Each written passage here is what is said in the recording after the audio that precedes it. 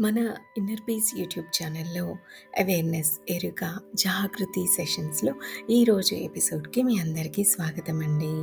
మనం లాస్ట్ ఎపిసోడ్లో ఏం చెప్పుకున్నామో గుర్తుంది కదా? ఏం చెప్పుకున్నాం? ధ్యానం అయితే కంపల్సరీగా చేయాలి. అలా ధ్యానం చేస్తున్నప్పుడే మనం మన లోపలి వెలుతురిని మనం గుర్తించగలుగుతాం. అంధకారం నుంచి దూరం అవుతాం. మనలో ఉన్న అంధకారం మాయమైపోతుంది. ఇందుకోసమే మనం అంతర ప్రయాణం చెయ్యాలి అని తెలుసుకున్నాం. బుద్ధుళ్ళందరూ ఏం బోధిస్తారు? వేరుగా ఉండమని మాత్రమే బోధిస్తారు గానీ ఇంకా వేరేవేవి వాళ్ళు బోధించరు. మన తప్పులను మనం ఒప్పుకున్నప్పుడు ఏమవుతుంది? మన గురించి మనం వాస్తవాన్ని ఎందుకు తెలుసుకోవాలి? ఈ విషయాలన్నీ మనం లాస్ట్ ఎపిసోడ్లో డిస్కస్ చేసాం. శతాబ్దాల తరబడి చాలా జీవితాలలో మనం బయటకే చూడటం వలన మనం ఇలా బయట ప్రపంచాన్నే చూస్తూ మన లోపలికి మనం ప్రయాణించకుండా ఎన్నో కోట్ల కొద్ది జీవితాలు గడపడం వలన మనకి అది ఒక యాంత్రికమైన అలవాటుగా అయిపోయింది. నిద్రపోతున్నా కూడా మనం కలల్ని చూస్తాం. కలలు అంటే బాహ్యమైన ప్రతిబింబాలే. మనం కళ్ళు మూసుకున్నప్పుడు మళ్ళీ పగటి కలలు కనడం మొదలు పెడతాం కదా, లేదా ఆలోచించడం మొదలుపెట్టేస్తాం. దాని అర్థం ఏమిటంటే మనం మళ్ళీ ఇతరుల గురించి ఆసక్తి చూపిస్తున్నాము అని.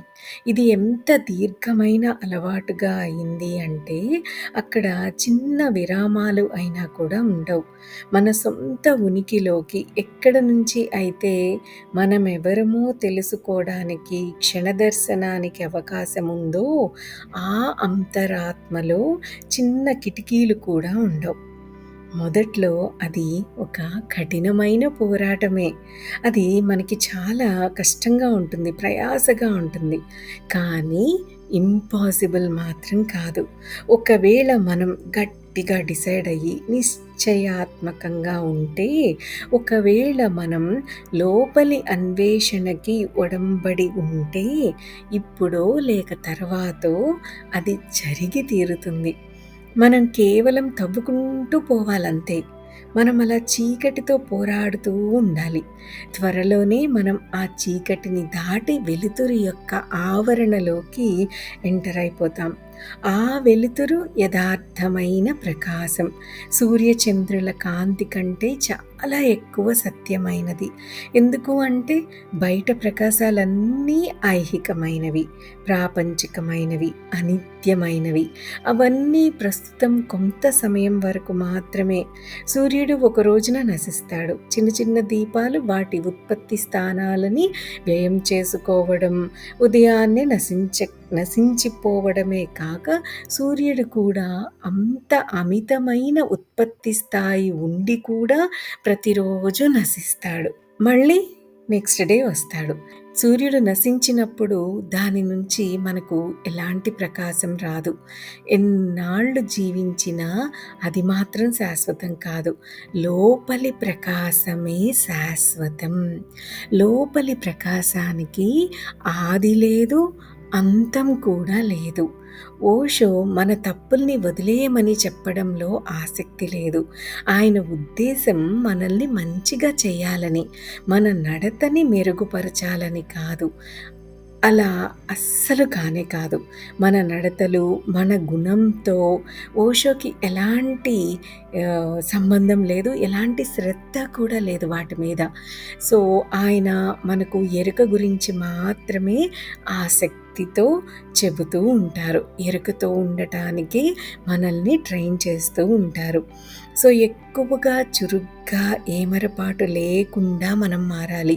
మన ఉనికి యొక్క కేంద్రం కనుక్కునే వరకు మన లోపలికి కేవలం లోతుగా లోతుగా ఇలా వెళ్తూనే ఉండాలి. మనం పరిధి పైన జీవిస్తున్నాము. ఆ పరిధి పైన ఎప్పుడూ సంక్షోభం ఉంటుంది. మనం లోతుగా వెళ్తున్న కొద్దీ ఎంతో గాఢంగా నిశ్శబ్దం అలముకుంటుంది. అలాంటి నిశ్శబ్దం, అలాంటి ప్రకాశం, అలాంటి ఆనందం, వీటి యొక్క అనుభవాలలో మన జీవితం వేరే పరిమాణాలలో కదలడం ప్రారంభిస్తుంది. తప్పులు, పొరపాటులు మాయమవ్వడం మొదలవుతుంది. కనుక తప్పుల గురించి, పొరపాట్ల గురించి, లోపాల గురించి మనం విచారించవద్దు. ఒకే ఒక్క విషయం గురించి, ఒక్క దృగ్విషయం గురించి అక్కరతో ఉండాలి. మనం మొత్తం శక్తిని ఒకే ఒక గమ్యంలో పెట్టాలి. ఆ విధంగా మనం ఎక్కువ ఎరుకగా, ఎక్కువ మెలకువగా అవుతాము. మనం ఒకవేళ మన యొక్క పూర్తి శక్తిని దానిలో పెడితే అది జరిగి తీరుతుంది. అది అనివార్యమవుతుంది. అది మన జన్మ హక్కు. నీతి అనేది మంచి గుణాలకి, యోగ్యతకి, చెడ్డ లక్షణాలకి సంబంధించినది. ఒక మనిషి ఎవరైతే నిజాయితీగా, సత్యసంధతగా, ప్రామాణికంగా, విశ్వసనీయంగా ఉంటాడో అతను నైతికంగా మంచివాడు. ఎరుకతో ఉన్న మనిషి కేవలం మంచివాడు అవ్వడమే కాకుండా అతనింకా మిక్కిలి ఎక్కువ ఆధిక్యతతో ఉంటాడు. ఓ మంచి మనిషికి మంచితనమే ఉంటుంది. ఎరుకగల మనిషికి మంచితనం అనేది ఉపఫలం. మన సొంత ఉనికి గురించి మనకు ఎరుక కలిగిన మరుక్షణం మంచితనం మనల్ని నీడలా వెన్నంటుతుంది. అప్పుడింకా మంచిగా ఉండేందుకు ఎలాంటి ప్రయత్నం మనం చేయాల్సిన అవసరం లేదు. మంచితనం మన స్వభావం అవుతుంది. ఎలాగైతే చెట్లు ఆకుపచ్చగా ఉంటాయో అలాగే మనం మంచితనంతో ఉంటాం. కానీ మంచి మనిషి మాత్రం ఎరుకగా ఉండాలన్న నియమం ఏమీ అవసరం లేదు ఆ మంచి మనిషికి. అతని మంచితనం గొప్ప ప్రయత్నం ద్వారా వచ్చింది, స్వతహాగా కాదు. అతను అబద్ధాలాడటం, లేక దొంగలించడం, అసత్యవాదిగా ఉండటం, వంచనతో ఉండటం, హింసాత్మకంగా ఉండటం, ఇలాంటి చెడ్డ లక్షణాలతో పోరాడతాడు. ఇవన్నీ మంచి మనిషిలో ఉంటాయి, కానీ అణచబడి మాత్రం ఉంటాయి. అవి ఏ క్షణంలో అయినా అకస్మాత్తుగా బద్దలవ్వచ్చు, పేలవచ్చు. మంచి మనిషి చెడ్డ మనిషిగా సులువుగా ఎలాంటి ప్రయత్నం లేకుండా మారవచ్చు. ఎందుకు అంటే అన్ని చెడ్డ లక్షణాలు అక్కడ ప్రయత్నంతో అణచబడి కేవలం ప్రచ్ఛన్న స్థితిలో ఉంటాయి కాబట్టి. ఒకవేళ అతను ఆ ప్రయత్నాన్ని తీసివేస్తే, అంటే మంచిగా ఉండటం అనే ప్రయత్నాన్ని తీసివేస్తే, ఆ చెడ్డ లక్షణాలన్నీ వెనువెంటనే అతని జీవితంలో పైకి బ్రద్దలవుతాయి. మంచి గుణాలన్నీ అలవరుచుకున్నవి తప్ప స్వాభావికం కావు. అతను చాలా కష్టపడి నిజాయితీగా, నిష్కపటంగా, అబద్ధం ఆడకుండా ఉండటం నేర్చుకున్నాడు. కానీ అది ఒక ప్రయత్నం. అది చాలా అలసి వేసారిపోయేట్లు చేస్తుంది ఆ మనిషిని. మంచి మనిషి ఎప్పుడు గంభీరంగా ఉంటాడు. ఎందుకంటే అతను అన్ని చెడ్డ గుణాలను అణగదొక్కి ఉంచుతాడు కాబట్టి. అతను ఎందుకు గంభీరంగా ఉంటాడంటే లోతుల్లో గాఢంగా అతను తన మంచితనాన్ని గౌరవింపబడాలని, బహుమతింపబడాలని కోరుకుంటాడు కాబట్టి. అతను గౌరవనీయంగా ఉండటానికి తపన పడతాడు. మన సాధువులు అని పిలువబడే వారందరూ ఎక్కువగా ఇలాంటి మంచి మనుష్యులే అని ఖచ్చితంగా చెప్తున్నారు ఓషో. ఈ మంచి మనిషిని అధిగమించడానికి ఒకే ఒక్క దారి ఉంది. అదేమిటంటే ఎక్కువగా జాగృతిని మన ఉనికికి తీసుకురావడమే. ఎరుక అనేది, ఈ అవేర్నెస్ అనేది అలవరుచుకునే విషయం కాదు. అది అప్పటికే అక్కడ ఉంది. దానిని మనం కేవలం మేల్కొల్పాలి. మనం పూర్తిగా మేల్కొన్నప్పుడు, వేరుగా ఉంటున్నప్పుడు క్షణక్షణం మనం ఏం చేసినా అది మంచిది, మనం ఏమి చేయకపోతే అది చెడ్డది అంటారు ఓషో. మంచి మనిషి మంచిగా ఉండటానికి, చెడ్డని నివారించడానికి అపారమైన ప్రయత్నాలు చేయాలి. చెడ్డ అనేది అతనికి ఒక నిరంతరమైన ఆకర్షణగా ఉంటుంది. అది ఒక ఎంపిక. ప్రతిక్షణం అతను మంచిని ఎన్నుకోవాలి, చెడ్డుని ఎన్నుకోకుండా వదిలేయాలి. ఫర్ ఎగ్జాంపుల్ 'మహాత్మా గాంధీ' లాంటి వ్యక్తిని తీసుకున్నామనుకోండి. అతను ఒక మంచి మనిషి. అతను తన జీవితం మొత్తం మంచి వైపే ఉండటానికి చాలా శ్రమతో ప్రయత్నించాడు. కానీ 70 ఏళ్ల వయసులో కూడా అతనికి కామ సంబంధమైన కలలు వచ్చేవి. అతను చాలా మిక్కిలి వేదనతో అనేవాడు, "నా మేల్కొన్న సమయానికి సంబంధించినంత వరకు నేను పూర్తిగా నన్ను కామం నుంచి స్వేచ్ఛగా ఉండేటట్లు చూసుకునేవాడిని. కానీ నిద్రలో నేనేం చేయగలను?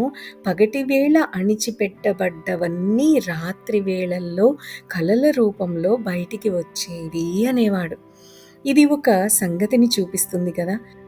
అది ఎక్కడికి పోనే పోలేదని, అది మన లోపలే కేవలం నిరీక్షిస్తూ ఉందని, మనం విశ్రామమైన మరుక్షణం మన మన ప్రయత్నాన్ని కాస్త తీసేసిన మరుక్షణం మనలో దాగి ఉన్న అణిచిపెట్టబడినవన్నీ పైకి వస్తాయి.